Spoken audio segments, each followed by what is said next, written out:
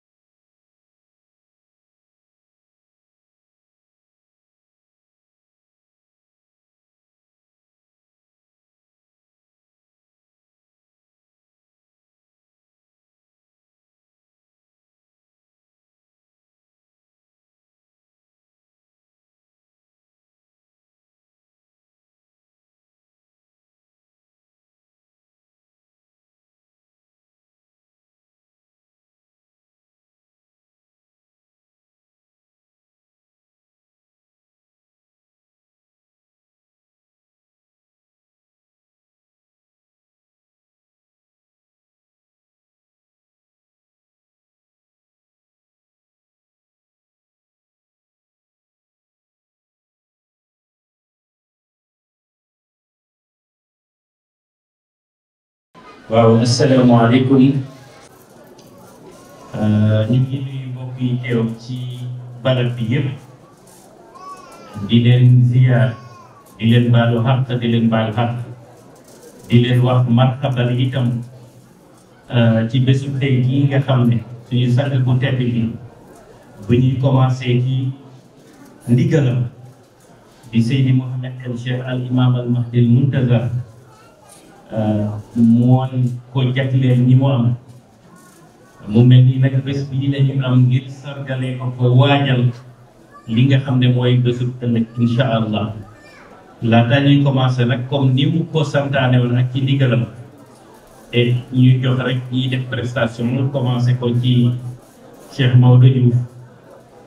le temps que mu def tuuti prestation laata suñu dernier invité bi di yegsi bu ko defee incha allah ñu def présentation bi daal di dugg ci li nga xam ne laaj na xalaat laaj na jàngat laaj na gëstu waaye itam laaj na settantal te mooy vie ak œuvre de Seydi Mouhamed El Cheikh dund nit nag ak lu mu jot a liggéey ci kuy dund buñ ko dundee rek di ñu waroon laaj bi am nañu problème moo tax jotaay bi am solo. Sans plus tarder kon dañuy jox parole bi kii di Seydi Mouhamed Sey di sama naataango bi nga xam ne nag maak moom ñooy présenté ndo événement bi bu ko defee pàcc bu njëkk bi te mooy introduction bi wala présentation bi Seyda Rama Guissé war ñoo defal mu daal di koy introduire Mouhamed. salaamaaleykum mbokk yi tedd yi ñu ngi leen di nuyu di leen ziar. di leen dalal ci bérébu leer bi ci bérébu barke bi macha allah donc ñu fas yéene leen présenter programme bi donc dañuy tàmbali par soxna Rama Guissé bu ñuy defal benn introduction ci guddi tey gi bu ñu paree ci introduction wam ñu daal di jàll ci suñu invité yi ñu am autour de la table daal di leen présenter. bu ñu paree ci présentation bi ñu def une série de questions-réponses autour du thème la vie et l'œuvre de Maulana Seydi Mouhamed El Cheikh donc ay questions yu ñu leen di poser la ñu tontu ñu bu ñu jógee ci loolu tamit dina am yeneen groupe yoo xamante ni dinañ defal yeneen prestation avant que ñuy yegg ci dernière partie bi conclusion bi donc sans plus tarder ñu jox la parole soxna Rama Guissé Diagne mu defal ñu son discours d'introduction pour la table ronde de ce soir autour du thème la vie et l'œuvre de Seydi Mouhamed El Cheikh. Salaamaaleykum.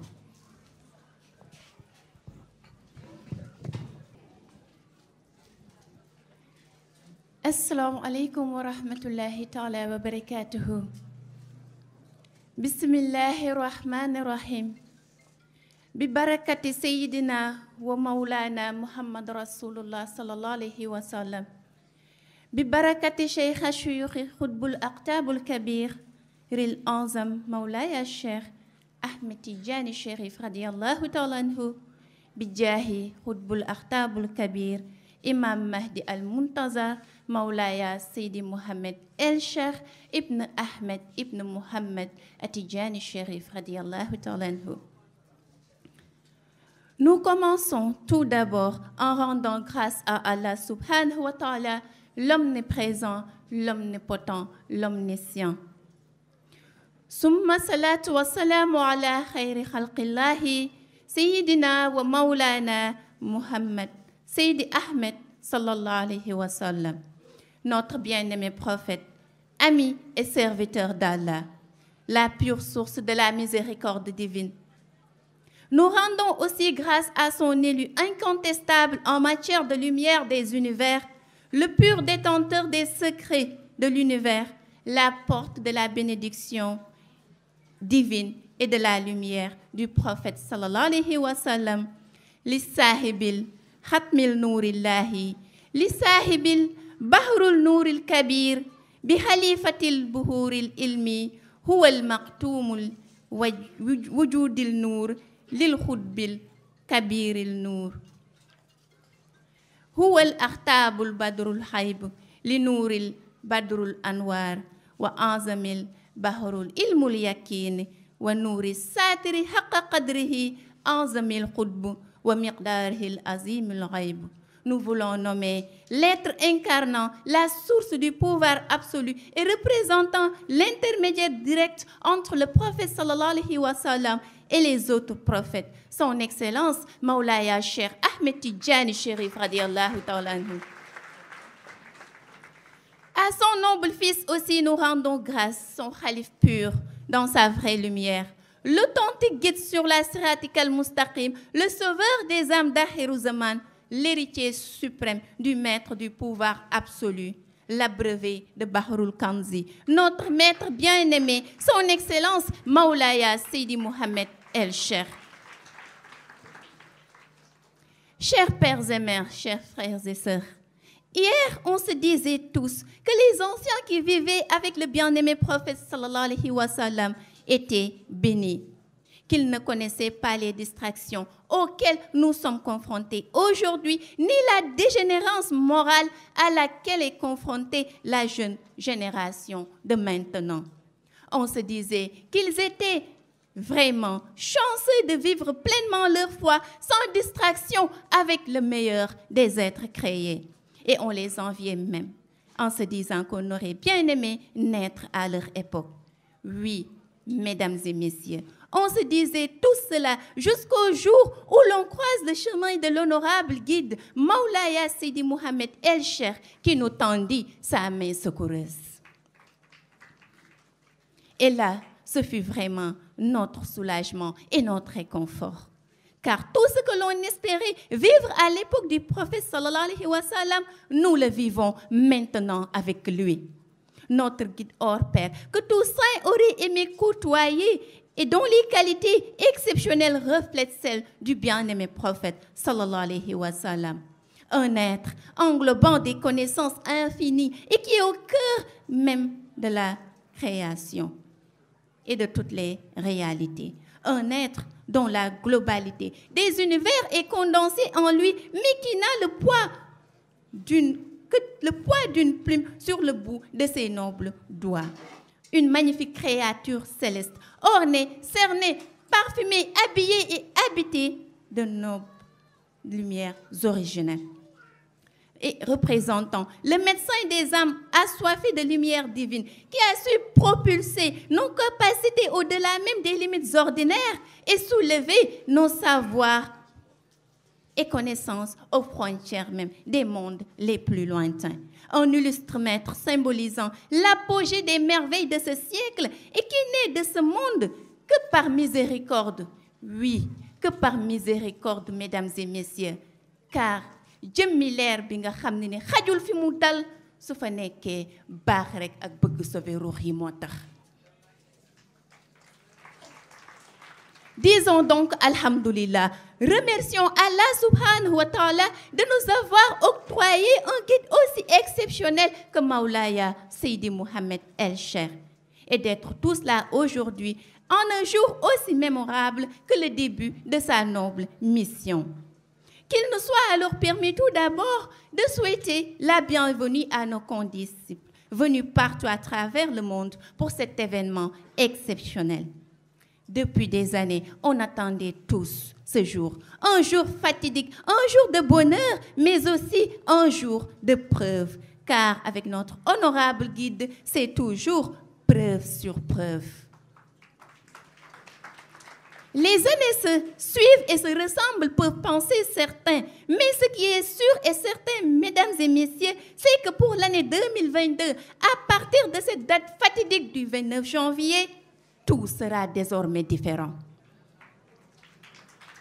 Déjà, cette présence massive constitue à elle seule un fort message. Et le jour du 29 janvier 2022 marque un point essentiel dans la noble mission de l'imam Mahdi al-Muntazar, dont le parcours mystique a débuté en 1997. Avec son rencontre avec le souverain des élus, Maulaya Cheikh Tidjani Chérif, radiyallahu ta'ala anhu, accompagné de Cheikh El Hadj Omar Foutiyou.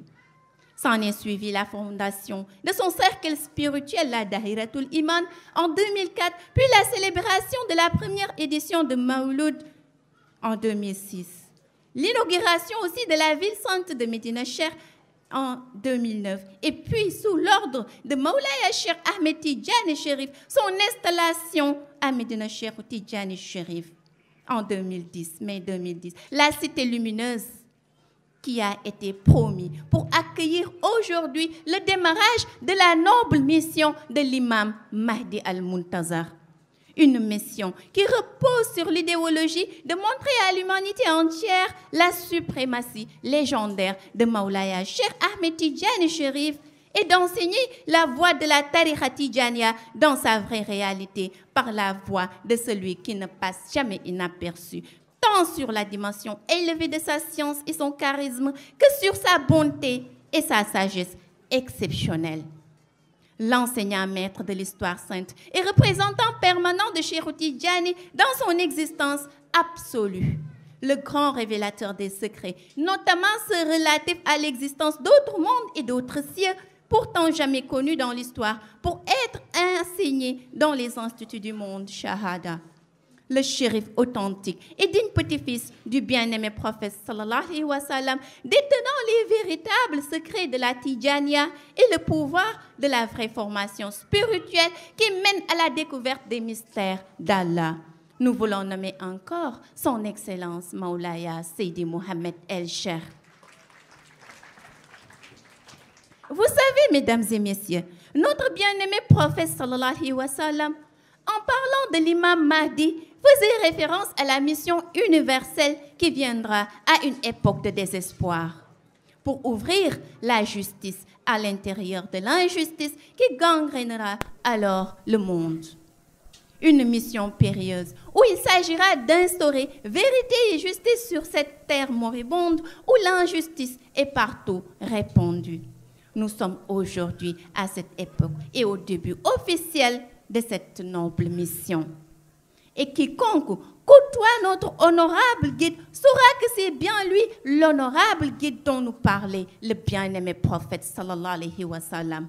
Celui qui vient pour restaurer entre les nations la paix et la justice et réconcilier à nouveau le monde musulman avec une dure arche d'alliance. Un guide calme et serein, malgré les pouvoirs mystiques qu'Allah lui a octroyés. Et d'ailleurs, rien que son charisme, ses enseignements qui toucheront bientôt chaque parcelle de cette terre et sa sagesse notoire constituent une preuve décisive de sa noble mission. Une mission dont on peut d'ailleurs être sûr à 1000% qu'il va réussir. Ndax Cheikh moo jàpp ci loxoom ni ko waxal doxal lal jëfalal ba 2075. Son père spirituel lui a tout donné. Il a préparé mystiquement aussi pour cette noble mission. Et aujourd'hui, tous ceux qui ont écouté ses enseignements ressentent au tréfonds de leur esprit, de leur âme, la lumière de sa science qui confirme inéluctablement l'originalité de sa parole, mais aussi l'authenticité de son discours en tant que le sauveur tant attendu. Un sauveur qui d'ailleurs a pu accumuler un magnifique palmarès de réalisation alors qu'il n'avait même pas encore débuté sa noble mission. et l'importance des statistiques de ces réalisations n'est plus à démontrer. Ce guide a accompli des actes qui recèlent la capacité remarquable d'un être exceptionnel à la volonté hors pair qui a la ferme décision de dérouler sa mission de la plus parfaite des manières. Et ses œuvres sont l'exercice sublime d'un esprit pur, éclairé et parfaitement bien guidé. Et nous en sommes tous témoins. Combien de gens noyés dans les ténèbres ce guide a-t-il dirigé vers l'assemblée des élus d'Allah où résonnent les Nasiril Haq bil Haq et les Talatil Haq bil Haq? Combien d'âmes plongées dans les ténèbres, dans un profond coma spirituel, ce guide a-t-il pu ranimer et mettre sur le droit chemin? Combien d'âmes loin de lui a-t-il pu guider par son pouvoir mystique? Et qui peut d'ailleurs prétendre l'aimer avec force et passer toute la nuit dans son lit à dormir. Sang bu tedd bi yeesal na diine ji delloo na nit yi ci yàlla defaraat na jikko yi rafetal na comportement yi te xam nga ko mooy yeewu nga bëgg nga ko mooy yëkkateeku nga nangul nga ko mooy mat nga sëkk déglu nga ko mooy xam nga li sa morom yi xamul jege nga ko mooy leer nga naññ muy ki leeral fépp branché wu direct ci leeru Cheikhu Tijaani Chérif radiyallahu taala anhu di leeral zaman awal zaman zahir zaman aaxir zaman baatin sang bu tedd bi notre guide est le sauveur de cette génération, l'ultime recours même vers la félicité et qui entre dans sa cour devient grand. Et sans aucun excès de langage, j'affirme que c'est à lui, à sa force de conviction que nous devrons tous notre salut en cette époque sombre. Et plus qu'à jamais donc, l'heure n'est plus au repos, mais au redoublement d'efforts vis-à-vis de la noble mission de celui qui a su vivifier les âmes par la lumière vivifiante de Cheikh Tidiane. Certes, il nous reste encore un long chemin à parcourir et ce n'est qu'en agissant avec volonté, courage, détermination, persévérance, tout en suivant scrupuleusement les recommandations de notre guide que l'on pourra marcher avec lui dans le bon sens. Même si dans la journée, nous devons marcher sous le soleil ardent, aux pieds nus, pénétrant la dune, soyons tous prêts à le faire pour lui. Même si la poussière ensemble nos yeux, que la fatigue se lie constamment sur nos visages, que la soif étrangle nos gorges ou que nos ventres soient creux de faim, marchons avec lui. Mourons même pour lui, s'il le faut. Notre miroir doit être lui et notre devise, la volonté de le servir à jamais. Dans sa noble course, de répandre la justice, la paix et la sécurité partout à travers le monde et de redonner vie et vivacité à la voix Tidjane. Une noble mission qui est non seulement un cadeau, mais le dernier rempart pour l'humanité. Et nous élevons notre voix pour faire ouïr à tout le monde que tout n'est plus que question de temps. Et bientôt, Inch'Allah, tout fléchira à la force de notre honorable guide Maulaya Seydi Mohamed El-Cheikh. Celui qui gouvernera le monde avec engagement, volonté, détermination et courage sans faille.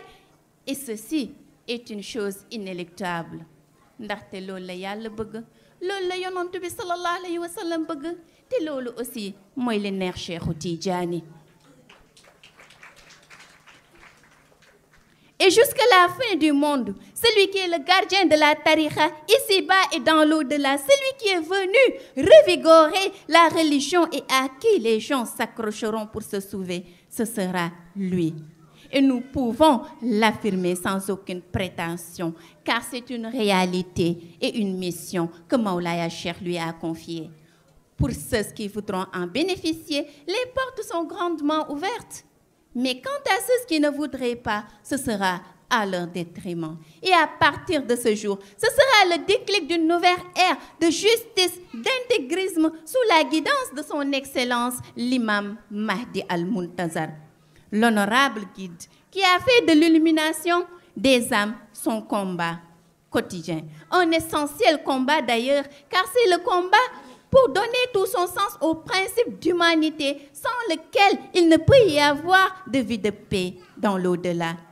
Et aujourd'hui, nous trouvons tous en lui cette force, ce courage, cette détermination, cet engagement, cette passion pour les beaux actes et cet amour pour sauver les autres qui nous invitent tous à vouloir faire route avec lui. Nous sommes des disciples pleins d'espoir envers notre Maître et lui, un guide tout compatissant et plein d'amour envers nous tous. Et nous devons lui être reconnaissants jusqu'au terme de notre vie et au-delà même. Mesdames et messieurs, nous ne saurons terminer sans témoigner au nom de tous notre éternelle reconnaissance et remerciement envers notre honorable guide. Et que ces remerciements ne s'estompent pas seulement sur nos langues, mais que ça soit élargi dans nos actes par un redoublement d'efforts constants qui doit même être un devoir pour nous tous.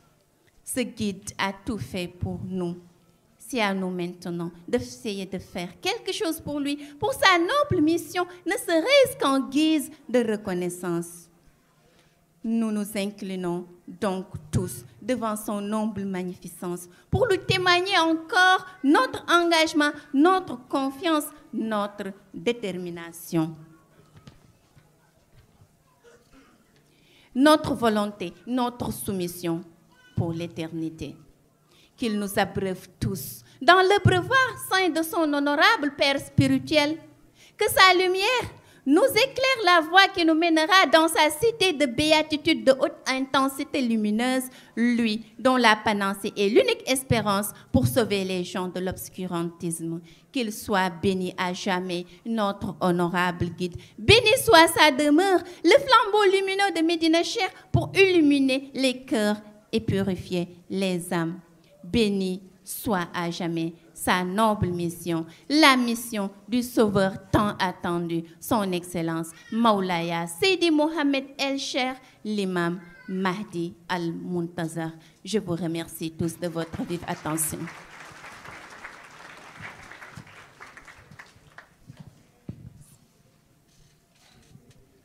Merci beaucoup, Sokhna Rama Guissé, pour ce texte lumineux et plein d'enseignements et à la fois très instructif qui retrace donc de façon très fidèle, on va dire, le parcours de notre vénéré et honorable guide, mais également les grandes lignes de ses réalisations. Merci beaucoup. Donc sans plus tarder, je vais passer la parole à Seydi Adama Ndione qui va faire la partie introductive et nous allons entrer de plein pied. Mbokk yi, assalamu alaikum. Une fois de plus, nous voici devant vous en ce soir du 28, veille du début de la mission tant attendue, la mission de Dieu, la mission du prophète Seydi Ahmed sallallahu alayhi wa sallam, la mission de Seydina Cheikh Ahmed Tidjani Chérif, bref, la mission de Ghaib sur terre. L'apparition imminente de l'imam Al-Mahdi Al-Muntazar. C'est pourquoi l'expression qui a désigné le prophète Seydi Ahmed, cette même expression aujourd'hui, qui a désigné au cours de l'histoire Seydina Cheikh Ahmed Tidjani Chérif, l'expression refait surface, Huwa Ghaib fi Shahada. Une fois de plus, demain fera jour, le Ghaib sera dans Shahada.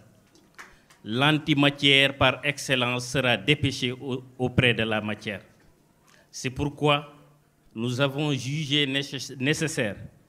de partager avec vous le sujet sur le thème « La vie et l'œuvre de Seydi Mohamed El Cheikh ». Cette assertion que nous allons partager avec nos invités, que je m'en vais vous présenter. Mbokk yi, résumé tuuti ci wolof ndax ñi daje ci barab bi dañoo bari. Continent bu nekk nit bàyyeekoo na fa. Am na ñu dégg suñu làkk, am na ñu ko déggul. Moo tax muy jaadu bu ñu waxee tuuti tubaab wax tuuti wolof ndax ñi toog ci barab bi yépp ku ci ne mën na am loo root ak loo yóbbaale. ñu doon wax ne tey jii bés la ci bés yi bésu waajal ëllëg bés bi nga xam ne ñun ñëpp dañu daje ngir ab mission bu war a judd ñu war koo gàttandu mission boobu dooroon ci jamono Seydina Muhammad sallallahu alayhi wa sallam wàcc ba suñu sang bii di Cheikh Tidiane Chérif radiallahu taala anhu tey jii ñu koy waajal ëllëg te mooy apparition imam al mahdil muntazar mu am baat nag bu ñu leen tuddee ci jamono mooy baatu ku bàyyeekoo xay bu ñëw ci monde shahada mu dooree ci yonent bi doomam bu tedd bi daal di koy yeggale tey jii nag mu fas yéene jeexe ci seen sët bu dara raxul di Seydi Mouhamed El Cheikh ci loolu nag la ñu fas yéene waxtaane ci thème bi ñuy wax la vie et l'œuvre de Seydi Mouhamed El Cheikh te mooy dundam ak li mu jot a samp bu ñu ko waxee nag ci koo xam ne waxuma la sax dundam jeexul waaye dundam tàmbaleegul ni ñuy laaj boobu xam naa am nañu liggéey ma leen di présenter nag ñii fas yéene débattre ci thème boobu bokk na ci Seydi Bachir Diouf mu ngi nii toog ci sama ndeyjoor moo sol lu weex li te ñëpp xam ko ci tarixa bi ci diine bi ci yëngoom ci biir débat bi dinañ ci ñëw pour gagner du temps suñu beneen invité bi di Seydi Rawaan Ngom Rawaan mu ngi nii toog waa xadara bi ràññee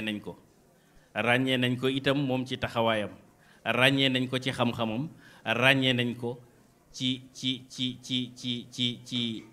prestation yu muy def ndax symposium jaar na fi am na lu mu fi jot a def ci wàllu xam-xam ma ànd ci présentation bi nag ak sama naataango Seydi Mouhamed Sey comme ni ñu koy defee saa su ne duñ ci attardé wu beneen invité bi di Khalifa Oumarou Sabali mu nekk sama càmmoñ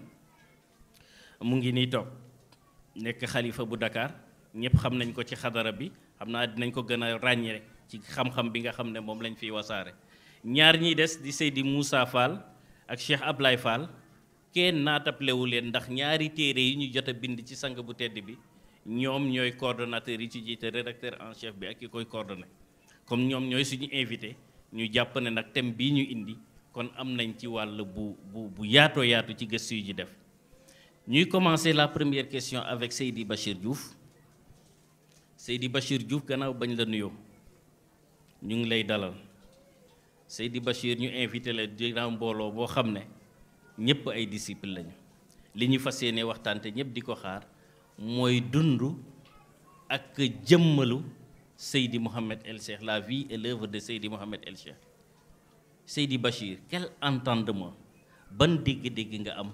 ci la vie et l'œuvre de Seydi Mouhamed El Cheikh.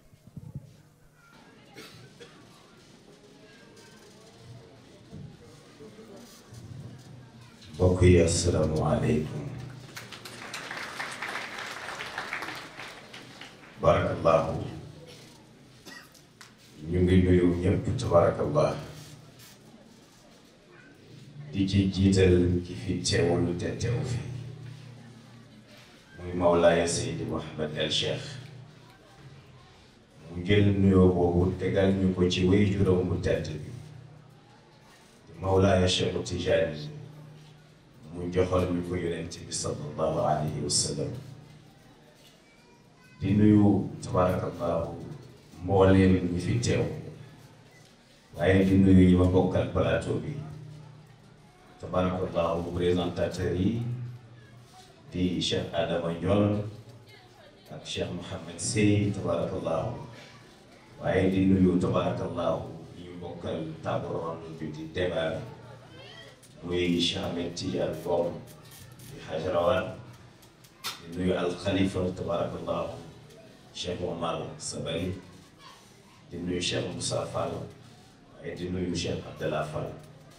barakallahu di nuyu soxna Rama Gisi mi ci présentation bi am solo bi nga xamante ne tabarakallahu def na ko fi texte bu lumineux bi tabarakallahu yal na yàlla fay sans plus tarder xam naa dañuy tontu ci question bi ñu lay rek dundu Mawlaaya Seydi Mouhamed El Cheikh ak li fi jëmbat yaakaar naa buñ ko bëgg a waxtaanee dañ ci jukki rek du fi mën a xaj sax nag waaye moom dundam Mawlaaya Seydi Mouhamed El Cheikh boo ko jëlee rek ne mooy dund yonent bi rek mu doy ku xam dund yonent bi rek Mawlaaya Seydi Mouhamed El Cheikh dootu la réer du ci façon dundee du ci doxalin du ci melokaan boo xamee yonent bi sallallahu alayhi wa sallam yàlla dafa wax ne walakum fi rasulillahi uswatun hasana bu ngeen di roy dee leen roy yonent bi sallallahu alayhi wa sallam bu ngeen bëggee am roy bu rafet waaye yonent bi sallallahu alayhi wa sallam ay noonu ku ci nekk xam nga ne ci ko yi mu làmboo woon def na ko ci ñoom te ndono yooyu nag muy Cheikhu Tijaani Chérif radiallahu anhu ba ci kii ñu bëgg a waxtaane moom Mawlaaya Seydi Mouhamed El Cheikh yàlla dafa wax yonent bi ne ko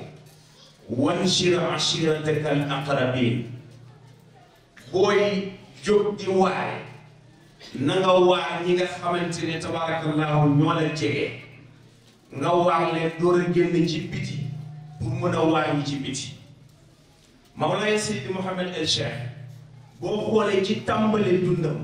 koo xamante ne tabarakallahu ci 12 ans nga gis yonent bi ci 12 ans nga gis Mawlaaya Cheikh Tidiane ci 13 ans ngay zikr ismulaay aadam bi nga xamante ne tabarakallahu bari na ñu ñu tuddee kilifa ba ñu sàngoo suuf xamuñu ko moom koy jël di ko jox ñi gën a tuuti ci béréb bi ñu koy jëfandikoo di ko gis à l'âge de 12 ans ci la gis yonent bi sallallahu alayhi wa sallam ak Mawlana Cheikh Tidiane di zikr ismullahi al-azam ni mu toll ni ko nit ñi réeree mu koy zikr ci âge boobu waaye soppiwul dara ci dundam may wax ne Mawlaaya Seydi Mouhamed El Cheikh dafa yàgg bëgg diine dafa yàgg dundal diine dafa yàgg jëfal dugal nit ñi ci diine ndax jëfandikoo ci lim ñu nettali ci jaar-jaaram ci Ndar gii lim ñu nettali ci jaar-jaaram ci Ndar gii bi nga xamante ne tabarakallahu mu ngi wër jàkka yi jàkka ju tilim mu defaral waaye yi tamit yàlla def jàkka yi mosut a tardé jàkk étant jeune te boobu mu ngi jàng kenn ëppalewu ko woon i tamit xam-xam ci wàllu jàng mi doon jàng ci tubaab waaye Mawlaaya Cheikh Tidiane ci mbaaxam mu préparé ko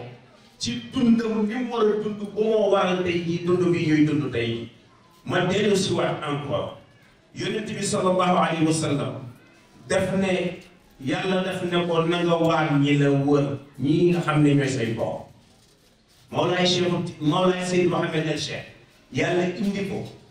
mu def waxtaan ci ñi nga xamante ne mooy mag ñi ñu am ñëpp ku ci nekk mu wax ci loo xam ne dama koy wax encore une fois doom xamu ko bàyyi xamu ko sët xamu ko kenn xamu ko ci ñi mu ko waxtaan moom Mawlaaya Seydi Mouhamed El Cheikh def ci ñooñu ñëpp waxtaan ba pare nag am as tuut soo xam ne wax na ko ci jëmmi boppam Sénégal yëpp jóg kon kooku doon na yonent bi sallallahu alayhi wa sallam ndax yàlla la subhanahu wa taala ba mu ne yonent bi na nga waar ñi la jege bi mu leen waaree ci la commencé am problème moom leen nay jox gëm leen yàlla topp leen yàlla kenn la ci la commencé am problème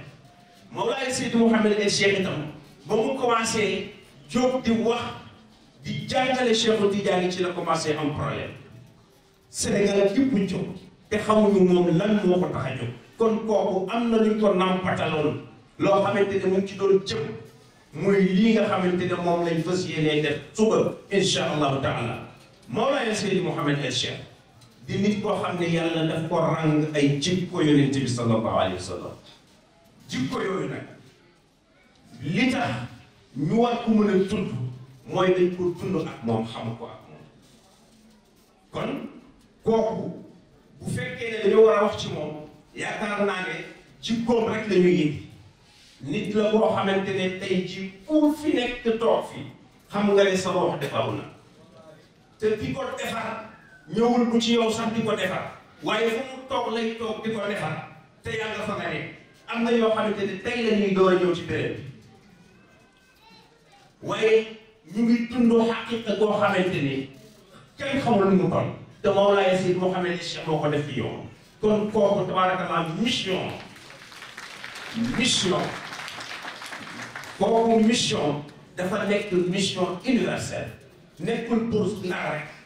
nekkul pour Dakar rek nekkul pour Sénégal rek waaye mission dafa waamale adduna bi yëpp tabaarakallah kooku nag tabaarakallah lu ñu wax ci moom du doy maam si aywaay dafa wax ci yonent bi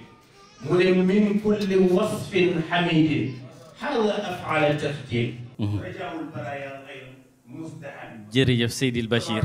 jërëjëf une très belle introduction macha allah kampel nañu li nga xam ne mooy décor bi wax ñu lu bari ci ndorteelam ñu fukk at ak ñaar la mu ca jot a jaar yëpp xam naa nopp dalooti na sans plus tarder ñu daal di jox Seydi Mouhamed mu passer à la seconde question bu ko defee ñu def premier tour de table jërëjëf Seydi Bachir une fois de plus. Merci beaucoup cher Adama jërëjëf Seydi Bachir. Donc nous allons tout de suite passer à notre second invité autour de cette table. Donc c'est quelqu'un qui a accompagné de très longue date Mawlaaya Seydi Mouhamed El Cheikh, un compagnonnage de plus d'une vingtaine d'années et qui a débuté sur les bancs de l'école et qui s'est poursuivi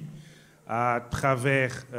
toutes les réalisations jusqu'à aujourd'hui de Mawlaaya Cheikh Seydi Hadj Mouhamed El Cheikh. Donc, Cheikh Abdoulaye Fall, vous avez été au début et vous en avez vu plus que la majeure partie d'entre nous.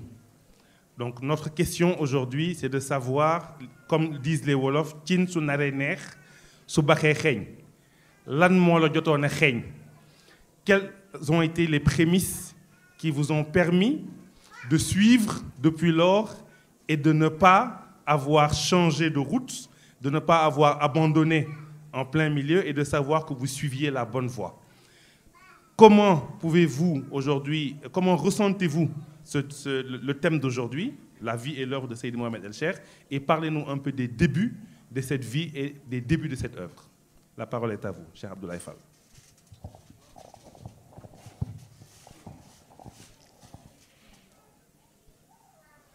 Merci, Monsieur Mohamed Sey. Merci, Monsieur Nyon Adama.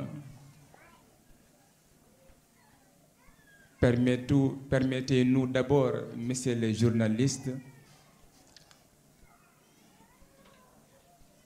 de rendre grâce à Allah d'abord, le Tout-Puissant, à son bien-aimé prophète, paix et salut sur lui, Seydina Mohammed, à Mawlaaya Cheikh Ahmed Tijani, le détenteur du zikr par excellence, et à Seydi Mouhamed El Cheikh, qui fait l'objet de cette majestueuse cérémonie de l'auditorium de Médine Cheikh. Pareillement, nous adressons nos salutations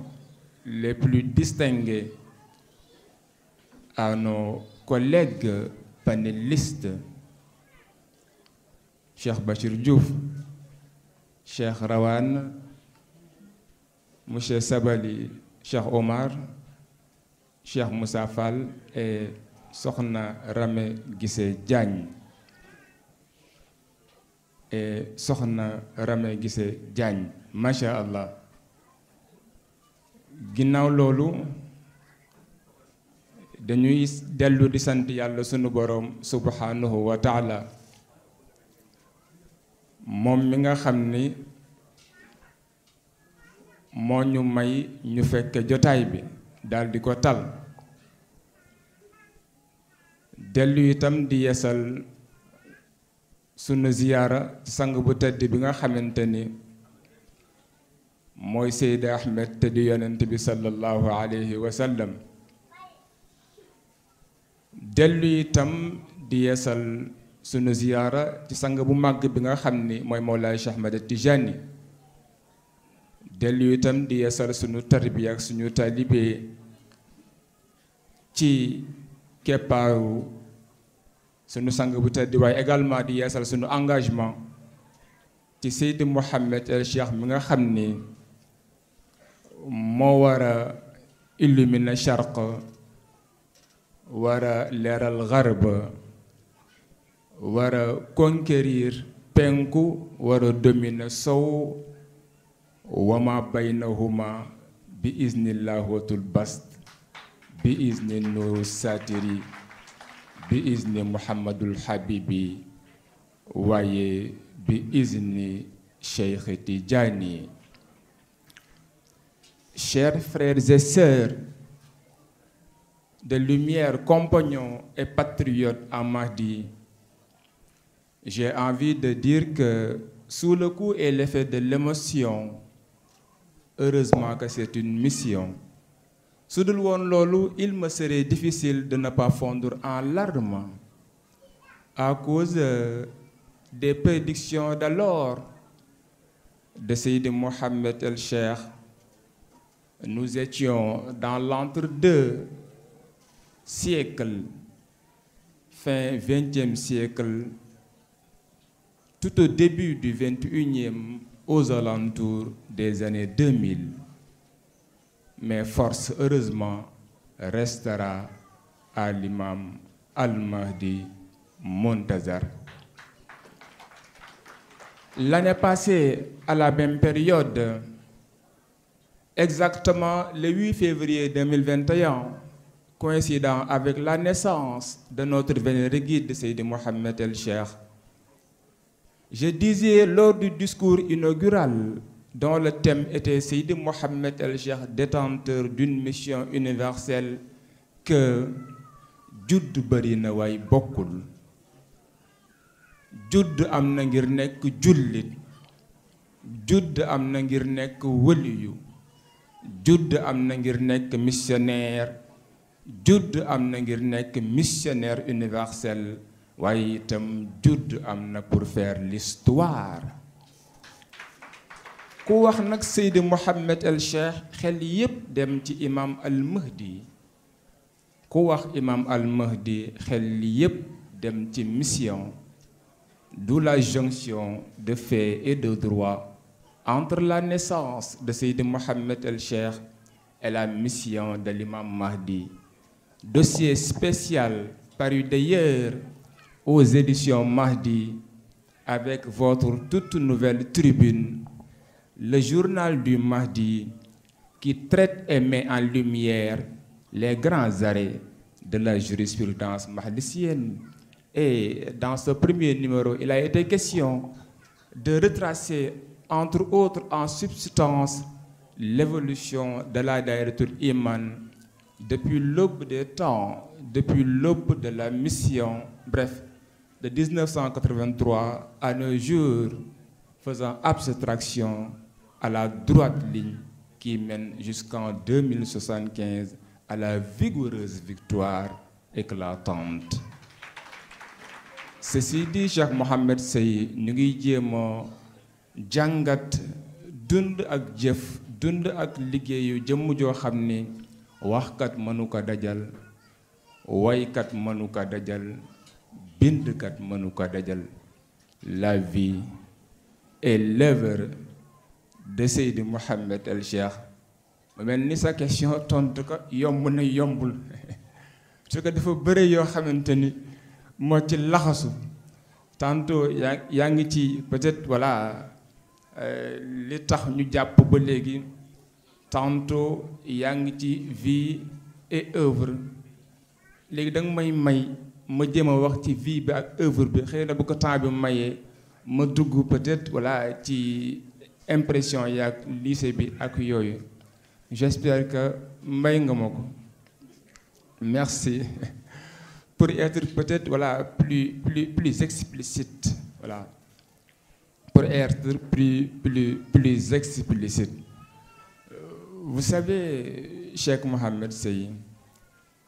le livre que vous avez sur la table, Seydi Mohamed El-Cheikh, L'argument du ciel,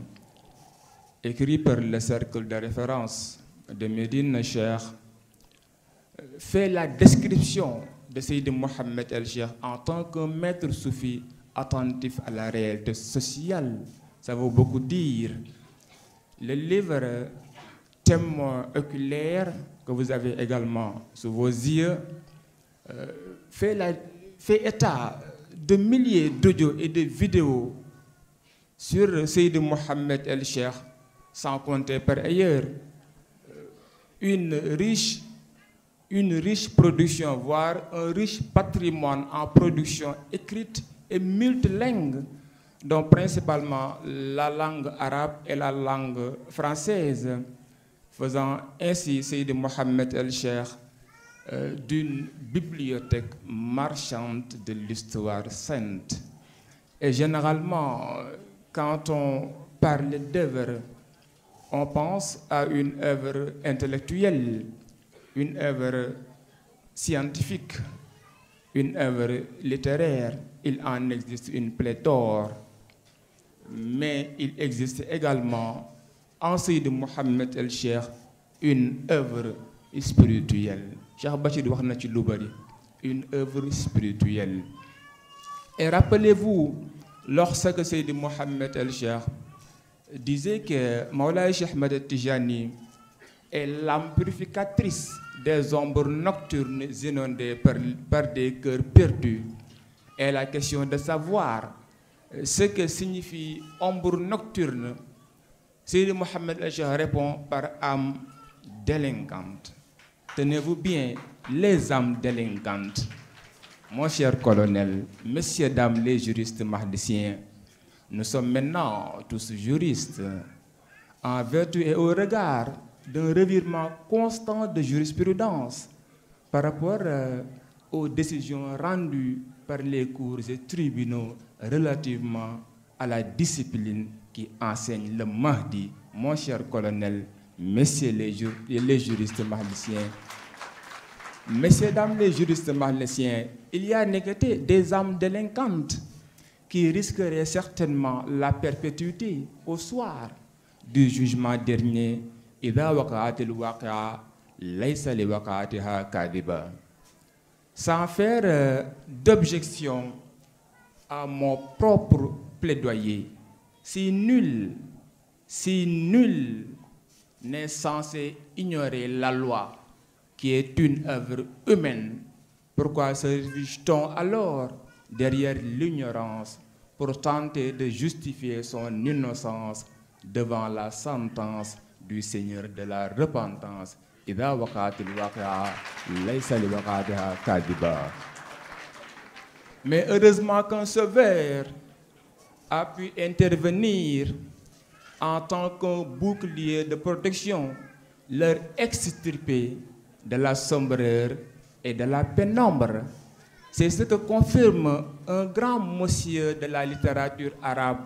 un penseur, Cheikh Alioune Dieye, en ces termes: bihi tabibul butunil dismi fi shabimil jahili laysa lakal ajab bi sirrihim. Aucune errance, aucun égarement ne résiste au pouvoir de guidance de Seydi Mohamed El-Cheikh vers la spiritualité parfaite. Je vais devoir terminer pour ne pas monopoliser la parole. Il est dit dans ce livre Témoin oculaire que Seydi Mohamed El-Cheikh, du haut de son royaume, ne cesse d'étonner et d'émerveiller le monde. Entendez par royaume cette république mystérieuse de Médina Cheikh Ahmed Tijani. Entendez par haut sa résidence, sa belle et lumineuse résidence, surveillée par les anges gardiens du cercle restreint, là où Seydi Mohamed El-Cheikh ne cesse d'étonner et d'émerveiller le monde. Voilà, Cheikh Mohamed Sey, une démonstration de pouvoir spirituel au boulevard de la dimension mystique de Seydi Mouhamed El Cheikh, même si l'on sait que l'ère des grands miracles débute demain, samedi 29 janvier 2022, à l'heure où retentit l'hymne de la révolution des Lumières.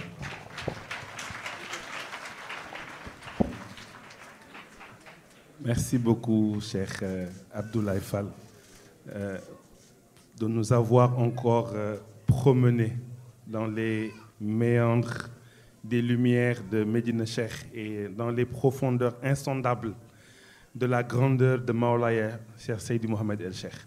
Merci beaucoup. Donc, je vais passer la parole à Cheikh Adama qui va introduire notre prochain invité. Jërëjëf Cheikh Ablaye kon mbooloo mi yéen a ngi dégg entendement bi nga xam ne moo am ci la vie et l'œuvre de Seydi Mouhamed El Cheikh ku ci nekk fi ngay tibbee ak sa morom daanaka du bokk wala bu sa morom tàmbalee mën nga koo yeggaleel ci cadre boobu la ñu fas yéene continuer ñu jox la parole à Khalifa Oumarou Sabali mu daal di ñuy dellu si rek ñàkkul moom it mu am beneen dégg-dégg wala lu mu mën a dolli ci dégg-dégg ñu jot a intervenir ci baatu la vie et l'œuvre de Seydi Mouhamed El Cheikh bu ci noppee nag mu defal ñu lien bi entre vie ak œuvre boobu waaye itam naka la ko réussir tey ji ba muy drainer partout des foules au Sénégal et dans la diaspora malgré obstacles yi nga xam ne moo nekk ci kanam Khalifa Oumarou.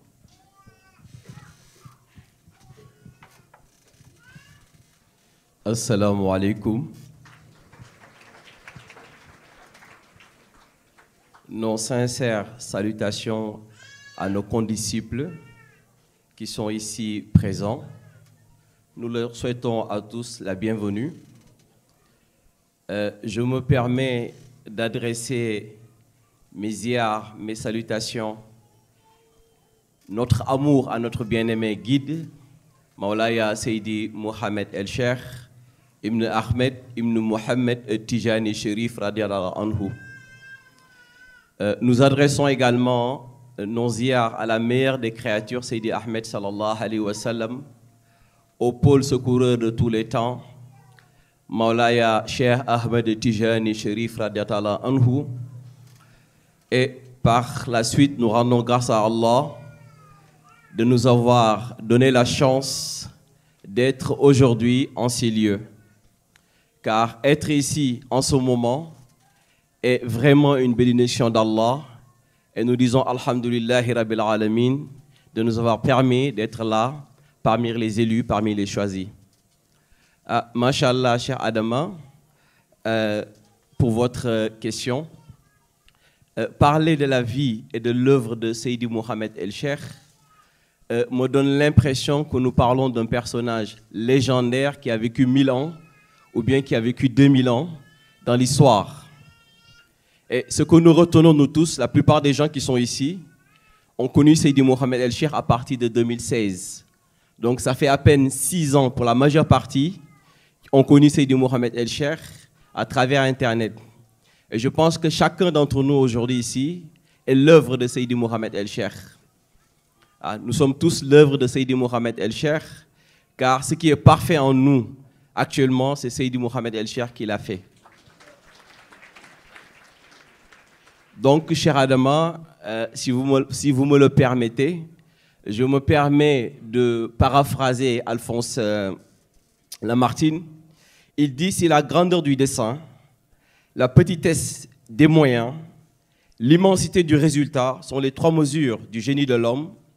Qui osera comparer humainement un grand homme de l'histoire de ces 10 dernières années ou encore plus loin, Seydi Mouhamed El Cheikh.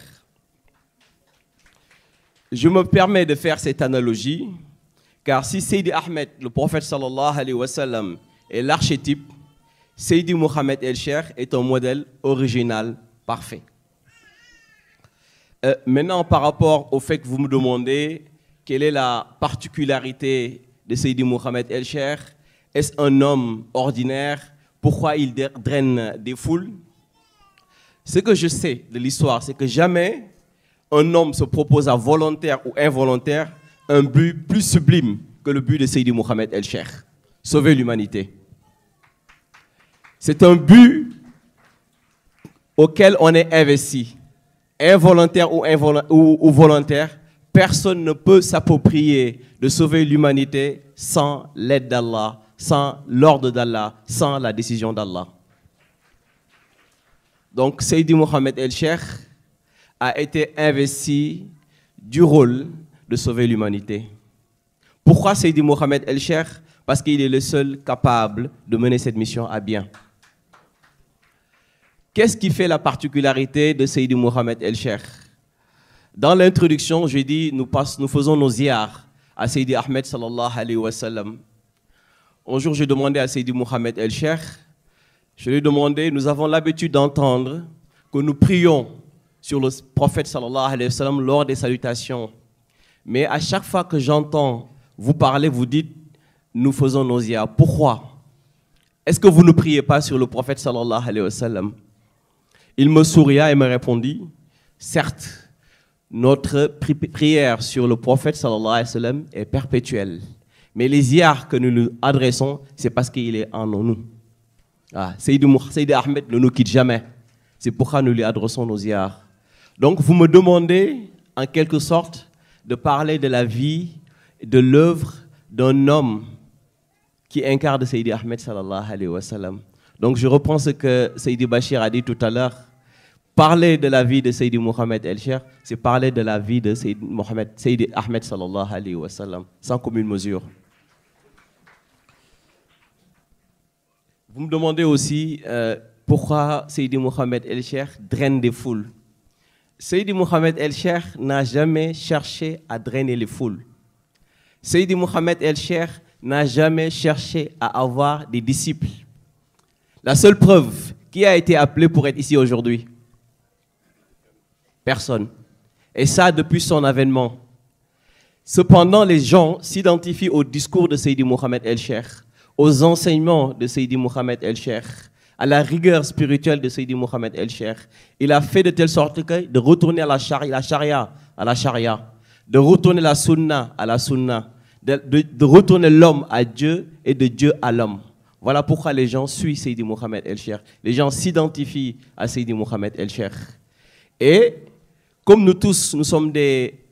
en quête de l'excellence, nous sommes en quête d'Allah. Allah a voulu que dans notre quête de l'excellence, que nous croisons un homme qui est investi de cette mission, qui est Seydi Mohamed El-Cheikh. Voilà demain ma réponse pour ces deux questions. Merci. Une question répondue avec brio. Merci une fois de plus, Khalifa Oumarou Sabali. Mohamed, vous avez la parole. Alors, nous allons passer à Cheikh Rawan. Et notre question, c'est à travers les discours qui ont été entendus, mais aussi les remarques que nous faisons, nous remarquons un engouement particulier envers de la jeunesse, envers les enseignements et surtout les pratiques de la tariqa. Ce qui n'est pas commun, parce que d'habitude, c'était les personnes âgées que nous retrouvions le plus dans les mosquées ou que nous retrouvions le plus derrière les guides religieux. Mais en Seydi Mohamed El-Cheikh, nous avons cette particularité de voir une jeunesse qui aujourd'hui est même beaucoup plus fervente que les personnes âgées. Comment pouvez-vous nous expliquer cela? D'accord? Pourquoi cette jeunesse est sensible à ce discours, comme vient de le dire Khalifa Oumarou, mais également, au passage, comment appréhendez-vous la vie et l'œuvre également de Seydi Mohamed El-Cheikh?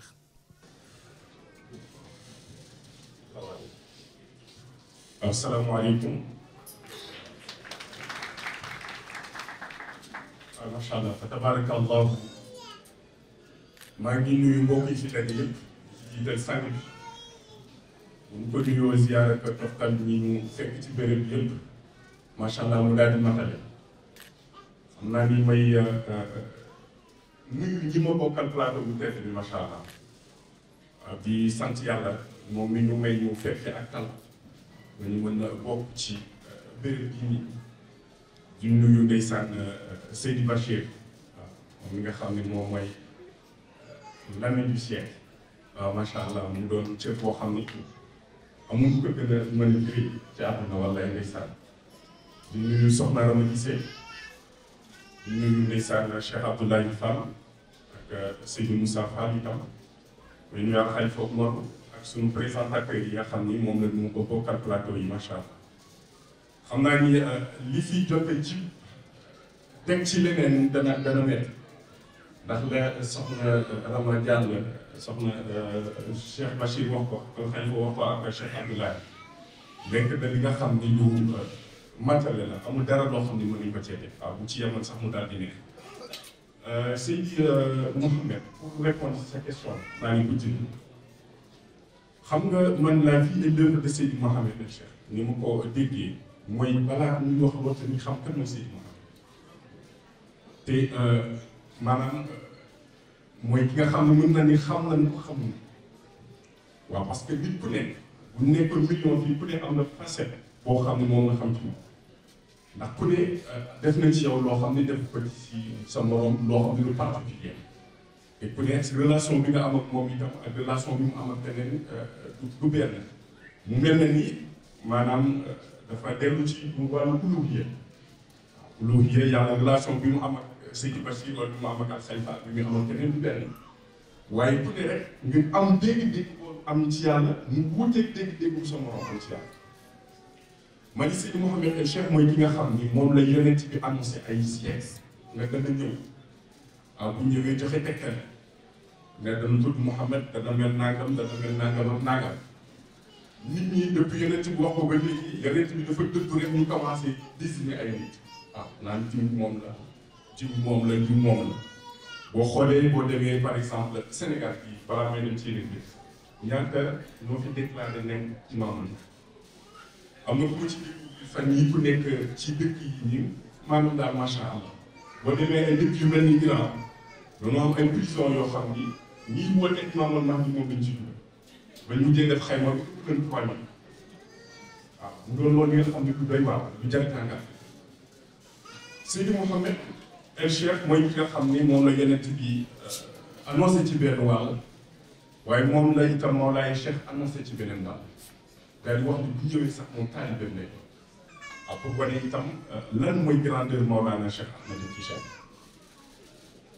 mu doon ci benn wàll Seydi Mouhamed waaye doon ci beneen wàll itam Seydi Cheikh ñu jël alif ak laam def ko ci diggante bi ma ni képp ku am xel ku ne boo déggee ñun la kii Seydi Mouhamed El Cheikh al Cheikh nga war a xam ne am na maanaam bi nga xam ni lu mystique la wala am loo xam ne lu profond la moo ci nekk. ndax lan mooy alif ak lan mooy laam alif bi ñu ko jox ak laam bi ñu ko jox lan man de xam moom waaye alif moom am na lu mu ci jàngal waaye itam ñu am ci suñu ay réflexion am ay jàngat yoo xam ne am nañ ko ci itam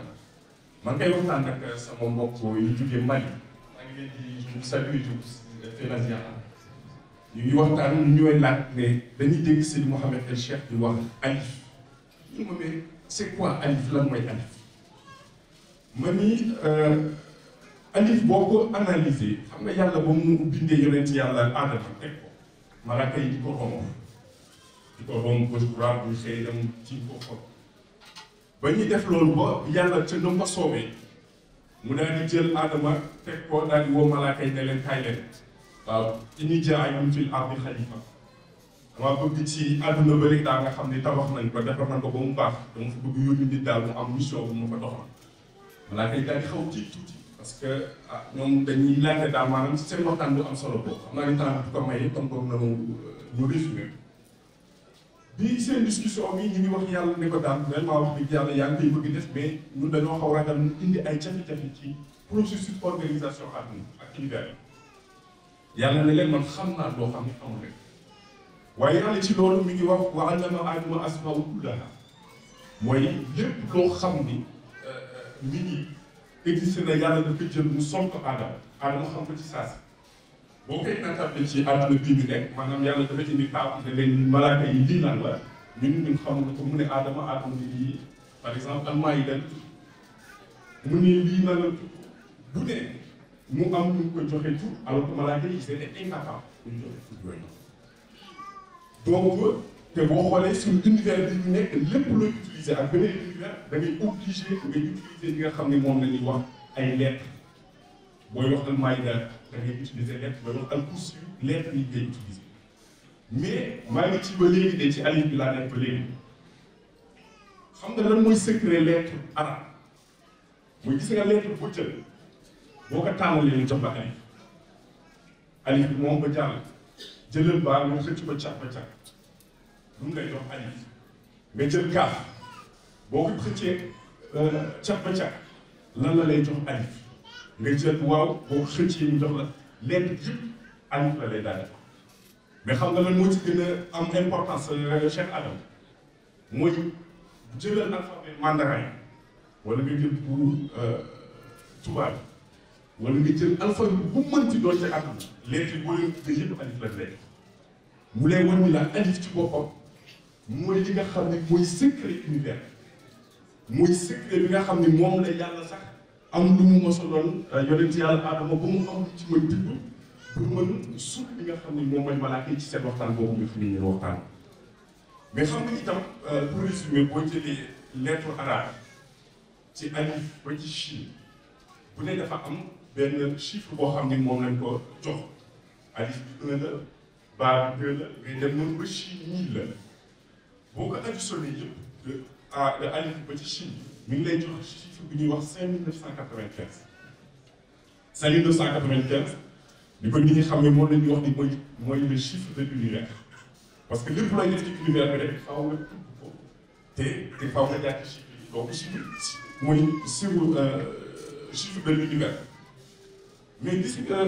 boo jëlee par exemple pour jeexal foofu nga jël 59 xam nga 5995 59 la ak 95 boo ko additionné mi ngi lay jox 154 154 mooy Nabi Muhammad pour war na leen la secret univers bi ñu nekk mooy Seydina Muhammad te lépp yàlla mi ngi ko jaarale ci waa dama aadama asmaa bi nga xam ne moom la waxtaanoo nag li nga xam ne moom mooy malaaka ñu jël secret univers boobu noonu ak univers muy alif bi ñu jox ko Seydi Mouhamed El Cheikh ne ko kaay defal sa mission loolu buñ ko jox loolu ku mu doyul maanaam kuy xalaat am seetantal ku ne loolu bu la doyul man dama xamul leneen lan moom moo lay doy te duggagul ci laam waaw nee na moom duggagul ci laam bi day bàyyi ba ci kanam bu bàyyi ba ci kanam muy duggaat dugg ci laam waaw ñu jël kon ma wax secret univers jox ko Seydi Mouhamed El Cheikh parce que dafa war nekk ki nga xam ne moom mooy doxal univers te moom yàgg di doxal tur bi yàgg na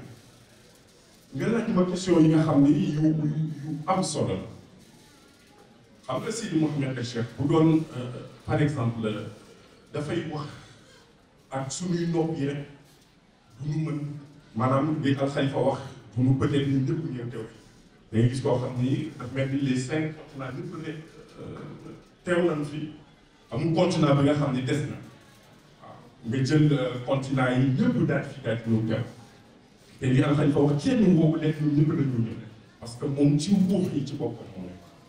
nga gis jeunesse bi nag jeunesse bi daal di ñëw ci Seydi Mouhamed El Cheikh ndaxte jeunesse bi dañoo xiit ndax àdduna bi dafa lëndëm seytaane dafa dëkk yàlla ne ko lan nga tabax ci bu baax yëpp man danaa ko maam yàlla ne ko nag am naa ñoo nga xam ne bu ma demee ba nga lëndëmal àdduna ba mu lëndëm naa yónni ñi nga xam ne bu ñu ñëwee ndeysaan dana leeral àdduna ba lépp maanaam leer ma dégg fan yi ci benn waxtaan ci diaspora bi Seydi Ibrahima Ndiaye muy wax ni dafa mel ni àdduna bi bañ ko créé ba léegi li jógee ci leer di dem ci xëy na dafa mel ni àdduna bi mu ko musu ko univers bi musu koo xam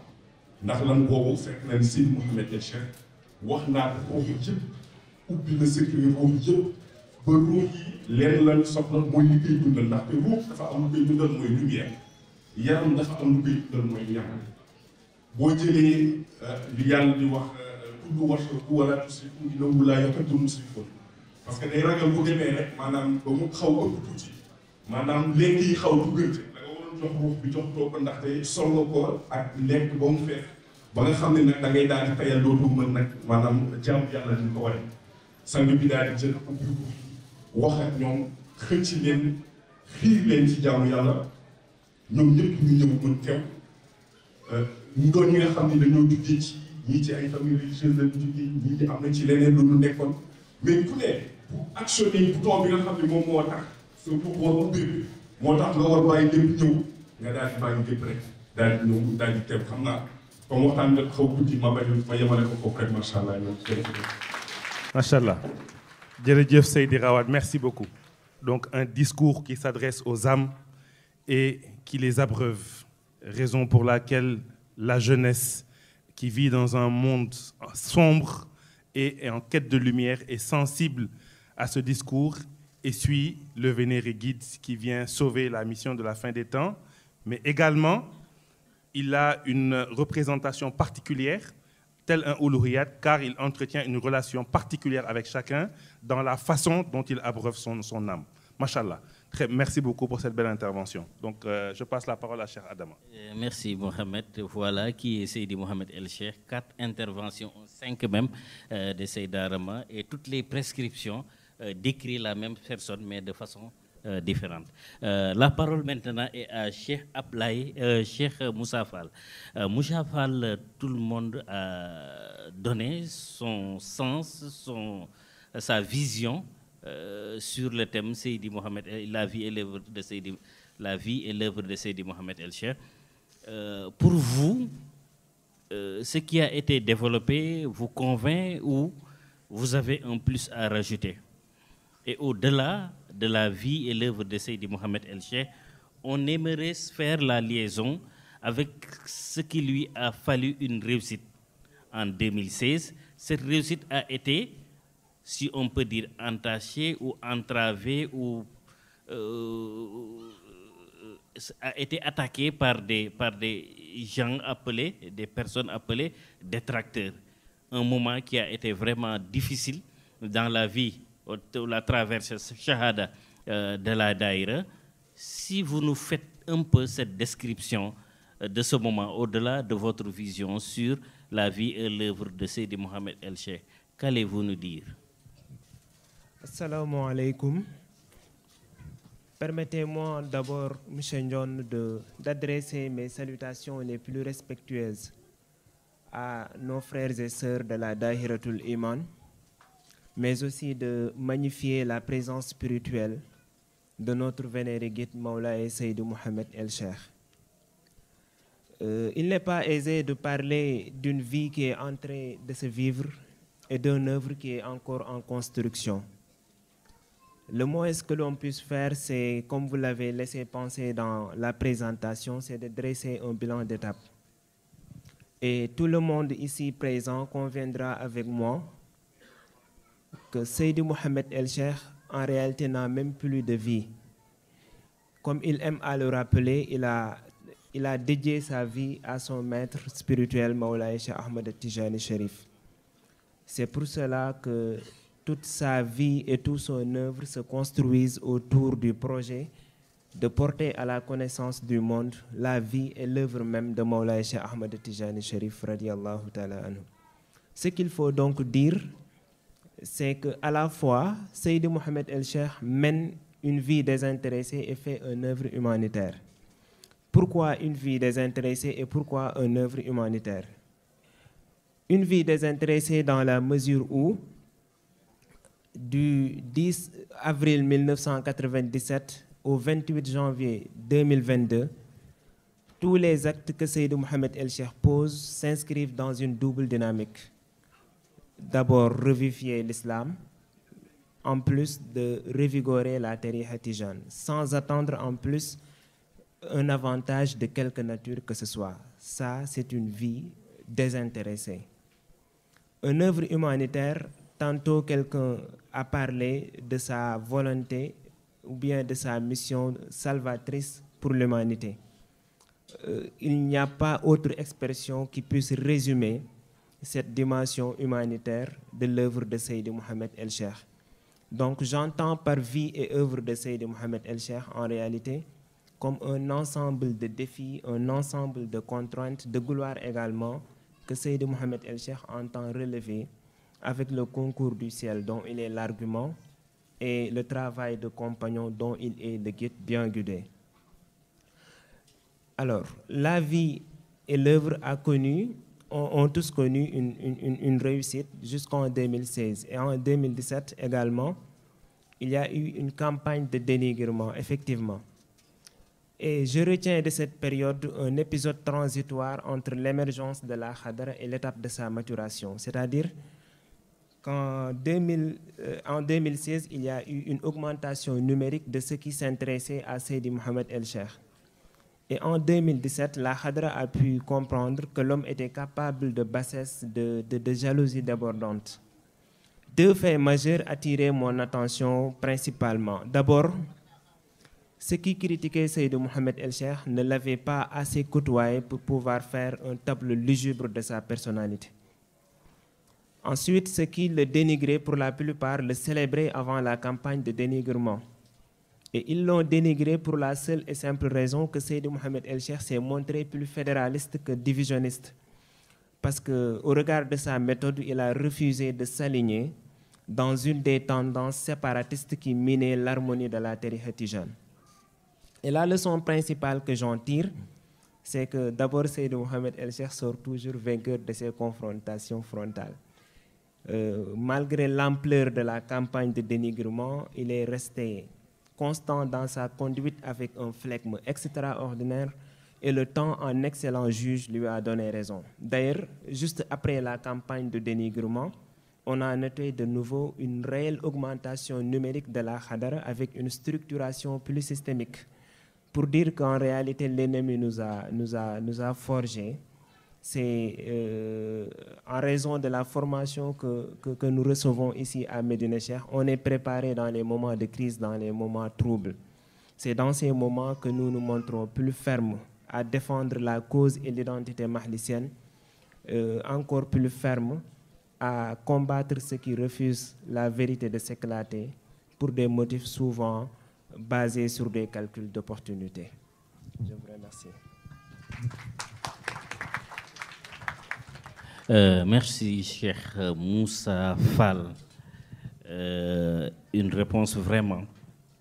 brève, une réponse concrète,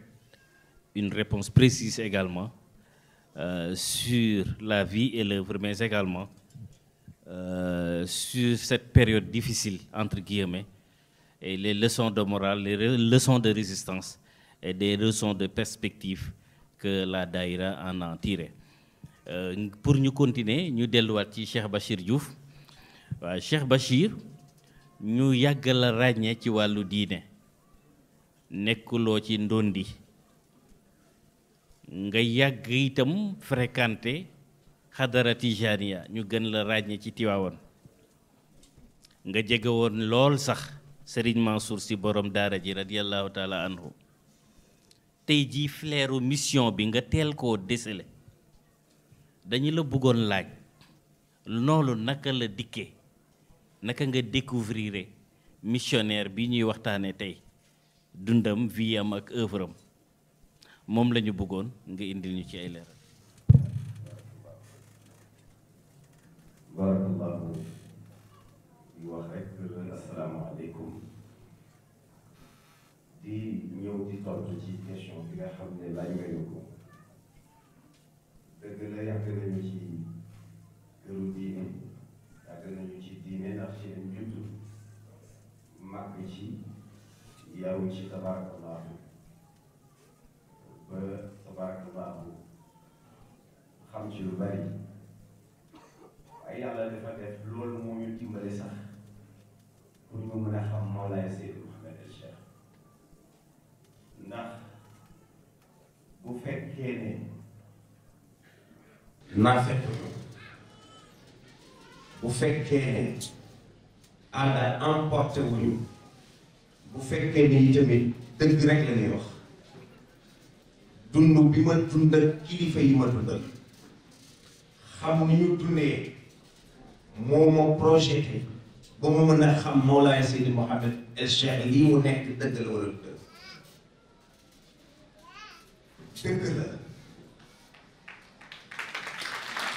dëgg la pire ndax Mawlaay Seydi Mohamed El Cheikh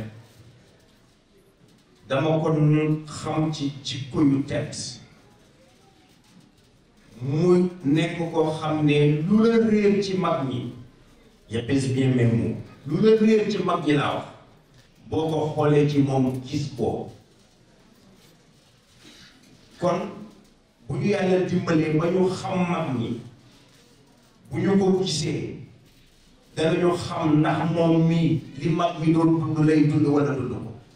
moom lay dundoo ndax sax nag yàlla daf ko defal loo xam ni moom rekk la ko yàlla defal te mooy moo mën ci ruux yi dara man dama sentir ne donte sax ci foofu laa yaroo ci diine toll ci yàlla defal ñu ci li ñu ci defal waaye gëm nañu ne yokkute bi ñu am bi ñu xamee Mawlaay Seydi Mouhamed El Cheikh dafa ëpp sax kon tabarakallah boo gisee mën nangul ko lii mu doon xam bi ma xam ne yàlla subhanahu wa taala moo jël li mu jël teg ko ci loxo yonent bi sallallahu alayhi wa sallam jël li mu yoroon teg ko ci loxo waaye Mawlana Cheikh Tidiane bi nga xam ne Cheikh Moussa Fall li mu wax léegi dëgg la Mawlaay Seydi Mouhamed El Cheikh amul vie yëpp Mawlaay Seydi Cheikh Ahmed Tidiane Chérif la bu tuddee Cheikh rek am na lu bëgg kon tabarakallah loolu noonu ma gis ko mu koy doxal ci doxalin boo xam ni dama jàng yonent bi sallallahu alayhi wa sallam dama ko jàng dama jàng ay jikko dama jàng ay melokaanam dama jàng xam-xamam yooyu yëpp nag ma gis ko ci Mawlaay Seydi Mouhamed El Cheikh kon bu ma naafeqoon te dëgg rek tax maa jóg kon est-ce que du ma ne Mawlaay Seydi Mouhamed El Cheikh yaa fi ne loolu rek la bu demee kon tabarakallahu loolu nag laa bëgg ñëpp xam ko parce que léeg-léeg sax am ñu may kii naan ma yow fi nga toll ni nga toll ma ne leen toll ma nen man ba ma xamee ne am naa sax lu ma yàlla jox mooy ma xamee Seydi Mouhamed El Cheikh kon laa ñu aldim bi yàlla rek xam nga yow Mawlaay Seydi Mouhamed El Cheikh ci jikkoom ci melokaanam nit ku koy gis sax ci ko dénigré man dan may jaar parce que bu yonent bi ñëwoon sallallahu alayhi wa sallam Mawlaay Cheikh Tidiane bu ñëwoon ñii nga xam ne ñooy diine Mawlaay Seydi Mouhamed El Cheikh danañ diine yonent bi danañ diine Mawlaay Cheikh Tidiane parce que amul lenn ku doon mu desee ku desee doon Mawlaay Seydi Mouhamed El Cheikh dafa doon te li mu doon amul virgule bu ci day ci yonent bi doon na ko pire doon na Cheikh pire dara ci virgule laa wax dañu ci kon kooku ku ko gis wax dëgg yàlla war nga xam ne kii ci doxalinam ak waxam ak ci jëfam ak ci jëflanteem nag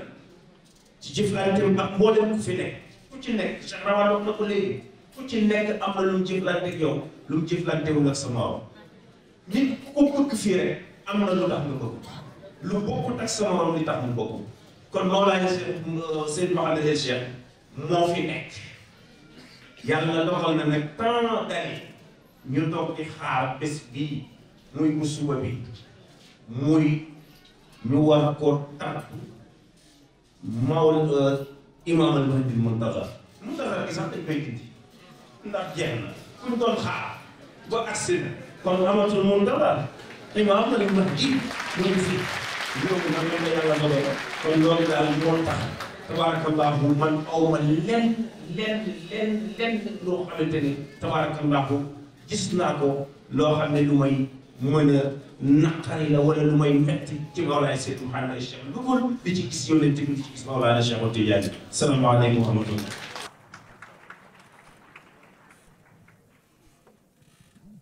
jërëjëf Seydil Bachir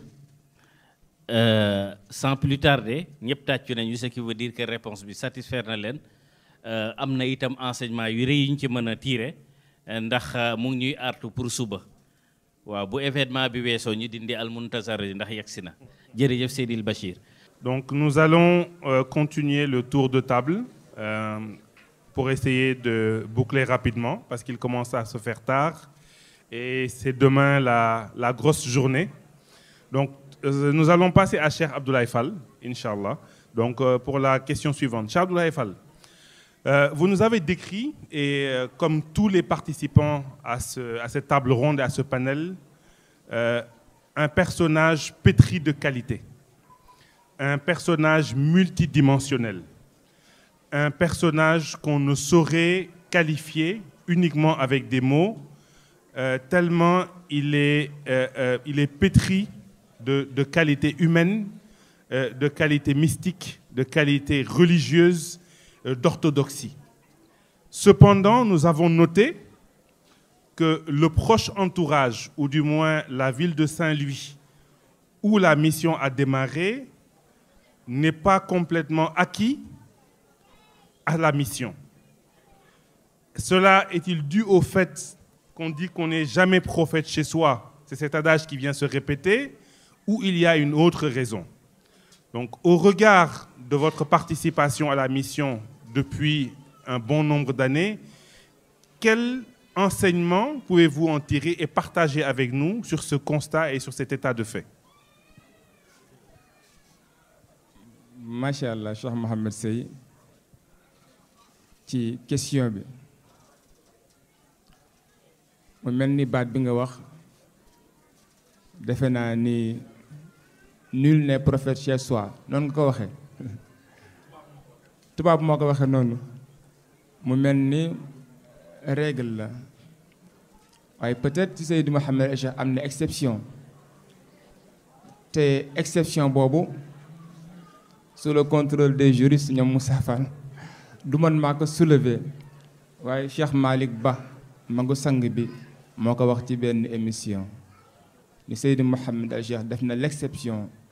parce que macha allah ay qualité am ak melokaanam tax na entourage immédiat wam naw ka ba topp ko macha allah ci yoon bi nga xamante ni moom mooy yoonu Mawlaay Cheikh Ahmed Tijani te Seydou Mohamed Cheikh dafay faral wax naan moom mi ngi bokk ci tariqa qadiriya. C'est vrai que Saint-Louis ba léegi nit ñi ñu ngi adhéré mais ba léegi des na d'ailleurs dossier bi lu ci bëri journal bi du moins lu ci bëri wax na ko pratiquement question yi ñu fi kii yëpp traité na ko et même yi nga xam ne jotuñu ko kii macha allah seulement dama tënk mais pratiquement évolution bi yëpp tënk naa ko macha allah sans faire de jugement de valeur avec la manière. Mais malgré loolu Seydi Mohamed El Cheikh nekk ko patient. Pourquoi patient? Parce que dafa xam fa mu jëm. Gis nga, je vais vous raconter une petite chose. Muy le nom Seydi Mohamed El Cheikh, turu Seydi Mohamed El Cheikh mi nga xamante ni moo waral jotaay bi. Seydi Mohamed El Cheikh créé na xadara bi ñëpp xam nañ ko en 2004. kenn daaw ko woowee Seydi Mohamed El Cheikh mu nëbbu tur boobu